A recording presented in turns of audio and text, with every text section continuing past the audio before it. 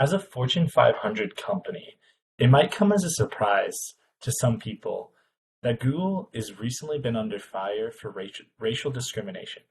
The case was brought up by an ex-employee named April Curley.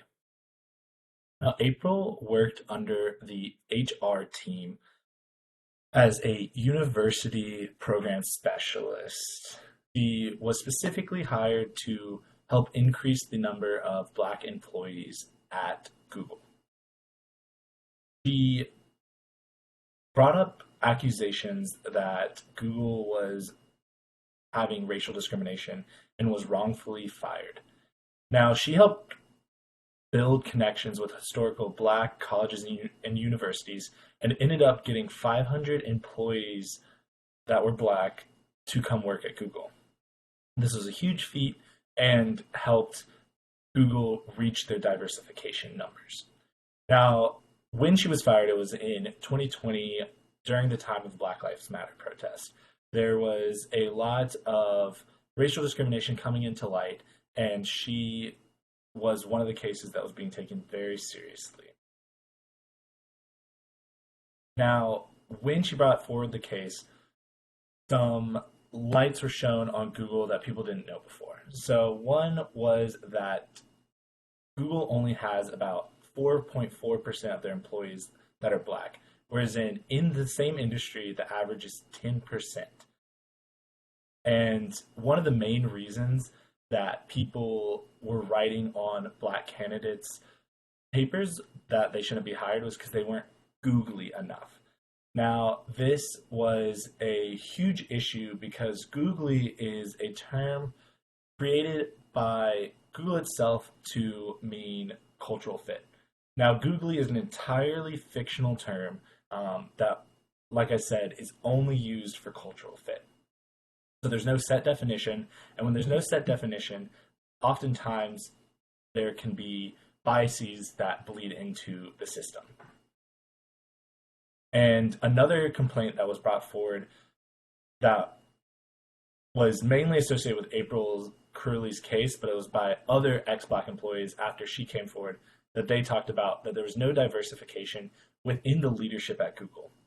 So this was a huge issue because she was wrongly fired after talking to her leadership team and then was fired.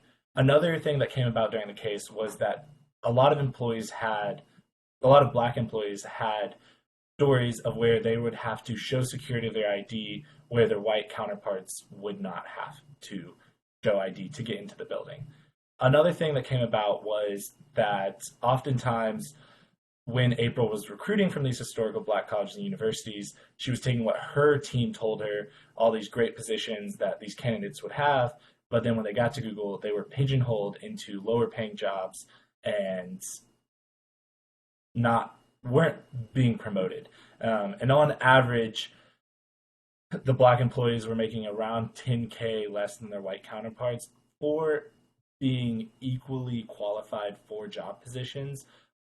And typically promotions went to white employees instead of Black employees. And one of the big things that Google is missing out on is different perspectives. Because they aren't reaching these Black employees and promoting them and getting them into leadership, they aren't getting a full perspective of the world and their consumers, as it will be. And so they're really only seeing certain parts and they're missing huge chunks of pieces. And even if that is not enough to convince Google, the Harvard studies have shown that companies that have diverse leadership make about 9% more than those who don't, 9% more profit. And as we can see, that this has to change as we move forward. This is something that if we allow this injustice to continue, then lots of other injustices will continue down the road. Diversity is a crucial part of building the best possible product. And while April Curley's case is still being determined by a judge, and there's a lot of facts that have to go into it, and a lot of other people are now coming forward about Google's case, it doesn't really matter what they decide, because we as a society, we have to hold Google accountable ourselves. If we aren't able to hold Google accountable, then other companies will begin to think that they can also get away with this. Not that they aren't already, but it's time that we make that social change.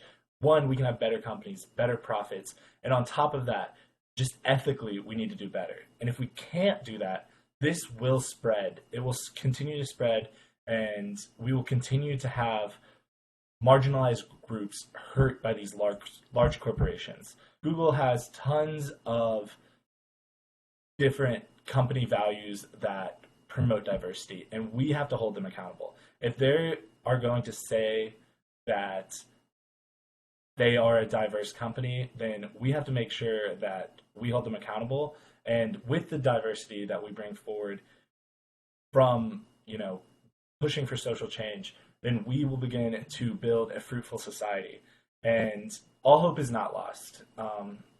Things don't work out. People fail. And we as a society have to continue to push for the best. We have to push for the best, and we have to remember our mistakes, but don't let them get in the way of the future. And with the future, we can really lead ourselves to new horizons. We can build better companies for all different types of people. We can have, still have high profits with doing the right thing.